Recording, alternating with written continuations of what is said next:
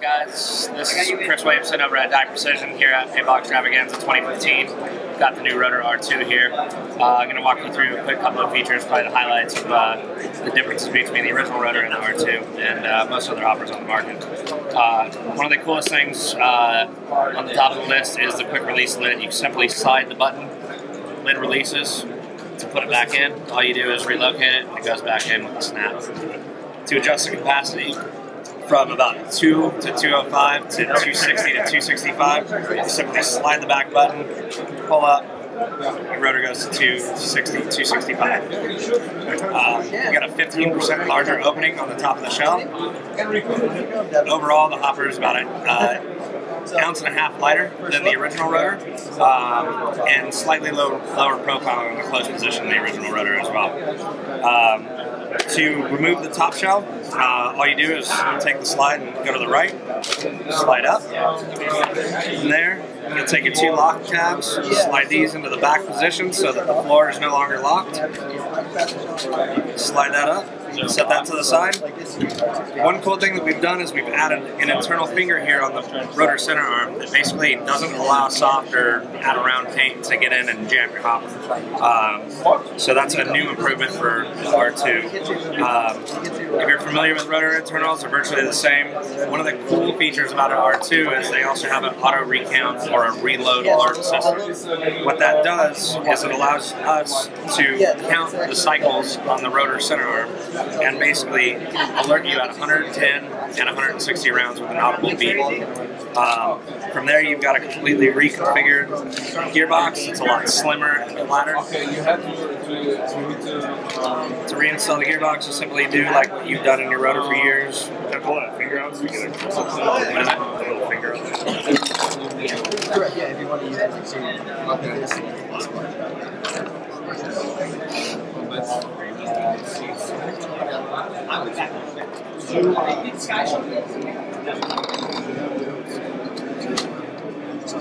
the left side, you can make it down. To the right side, it's basically the park. Alright, to reinstall your gearbox, simply drop your gearbox in, lock your tabs, drop everything right back in. Your floor now holds your gear or your rotor assembly into place. You simply just locate it under the front, squeeze, lock your tabs, and then relocate your top shell.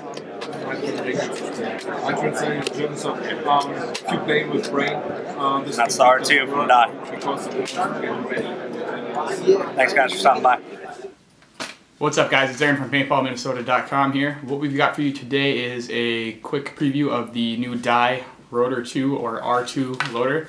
It's a new loader from Dye Paintball. It's an update and kind of a redesign of the original rotor which Dye ran with for many years because it was so successful. It's one of those things they didn't really need to change, but with the way the loader market is now, they realized that they had to do something and make some changes to it. So what we're going to do for you guys today is kind of show you some of the changes and updates that they've made, and you guys can kind of form your own opinion about it. And as always, you can contact us with any questions, which you will see at the end of the video or in the details down below.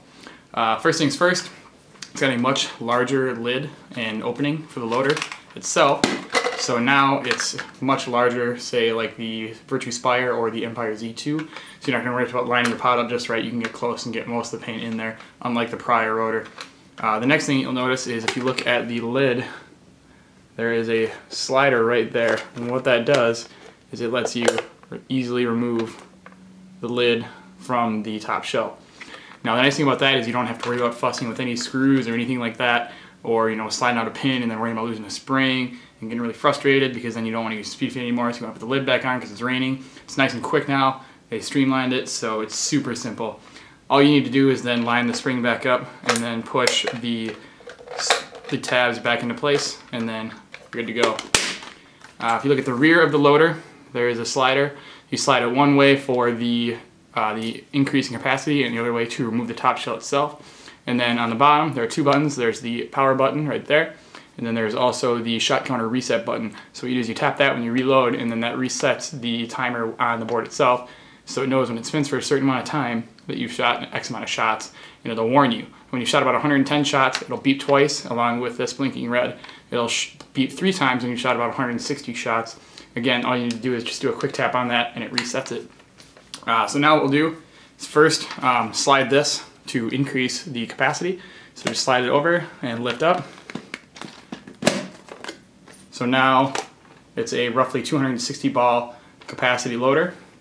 The nice thing about it is with this translucent plastic, you can actually shoot your shots in there. So when you're shooting, you're holding your gun, you're looking down, you can just get a quick glance and be able to see the paint in there. All the colors are translucent colored, but still a translucent plastic, so you'll be able to see it no matter what color you end up picking yourself. And then if you want to shrink it back down, you just slide it right back over and then push it back together, just like that. And then to take it off, slide it the other way, which is the unlock, and simply pull like that. Now, like I said, if you look in the inside, there's no screws or anything to mess with. Like I said, everything is simplified with that new lid. So we'll set that aside for now. Next, you look, you see that they have kind of redesigned the tray a little bit. It's a little bit bigger loader. To remove this translucent tray, you actually push down and you'll see 2 tabs in there. So, do that. And that simply lifts out like that. The tray is attached to that. And then in the base of the loader, the translucent shell is what actually holds in the drive components. The drive components are exactly the same, with the minor change of the colors to the 2 components that used to be red, they are now light blue.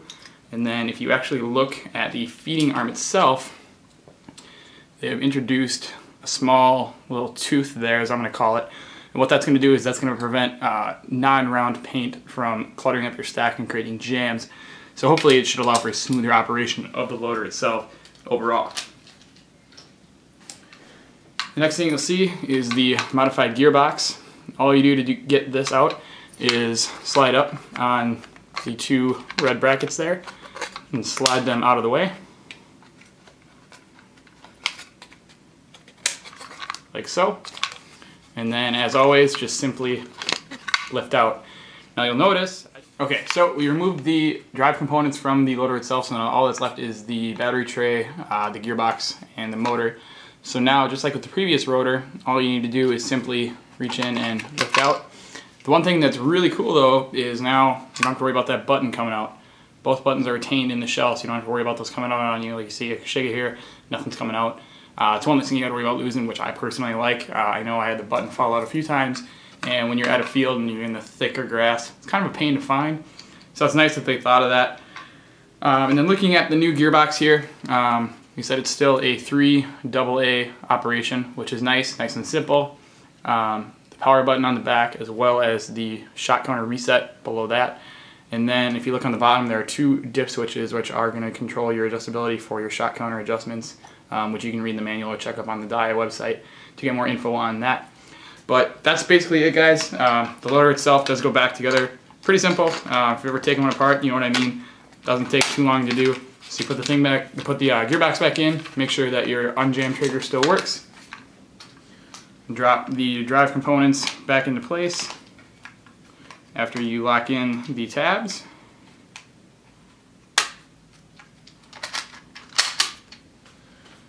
And then to reinsert the translucent tray, you slide the front into the nose of the loader there and then push it back in and then pull out to get it to line back up. Like so. And then, of course, as always, you line up the tooth with the lip.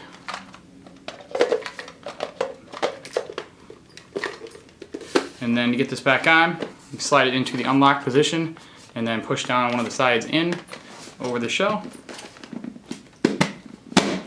And then it all just compounds back together.